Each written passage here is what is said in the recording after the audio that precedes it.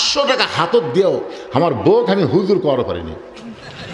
500 টাকা হাতত দিয়ে বলতেছি খালি একবার হুজুর কলজা খুশি হবি। বউ খালি মুসকে মুসকে হাসে, টাকা হাততলে হাসে, মানে হাসো কেন?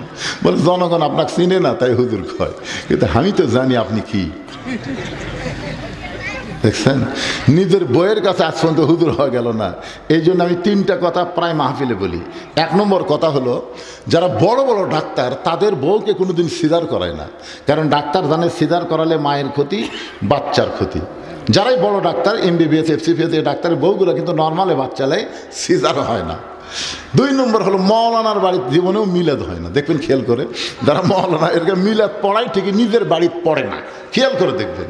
আর 3 নম্বর হলো, পীরের বউ কোনোদিন বাংলাদেশে পীরের মুরিদ হয় না, কারণ জানে আমার পীর মাঝে মধ্যে মুরিদের বইয়ের দিকে চোখ মারে, এই শালা লুচ্চার হাতে কে মুরিদ হবে, ধরে কথা।